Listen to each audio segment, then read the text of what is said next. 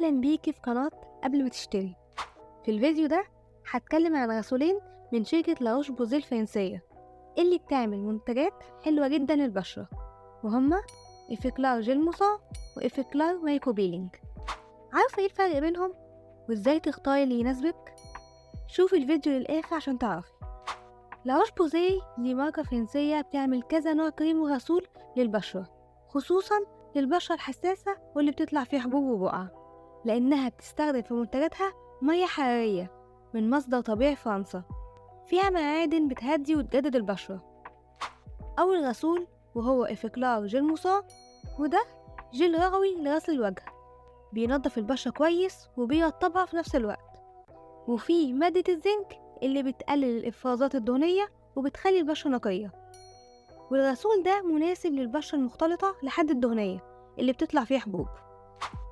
تاني غسول هو إفيكلار مايكرو بيلينج، وده جيل مقشر للوجه والجسم، بيشيل الدهون والخلايا الميتة بشكل قوي، لأن فيه نسبة عالية من الساليسيليك أسيد وهي 2%، واللي بتقشر البشرة بشكل قوي وبتفتح المسام. كمان في مادة اللايبو هيدروكسي أسيد أو ال LHA اللي بتعمل على تجديد سطح البشرة وإزالة البقع والآثار وتنظيف مسام البشرة بعمق. والغسول ده مناسب أكتر للبشرة الدهنية جدا واللي عندها مشكلة كبيرة مع حب الشباب. طب ازاي بقى نفرق ما بين الغسولين؟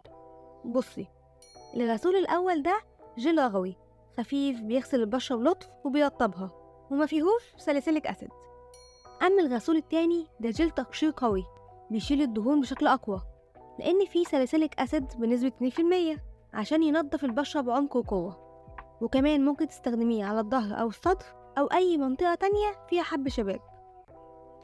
والغسولين حجمهم واحد وهو 200 مللي.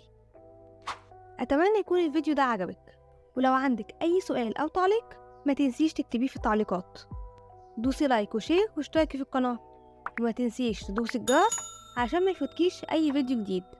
سلام.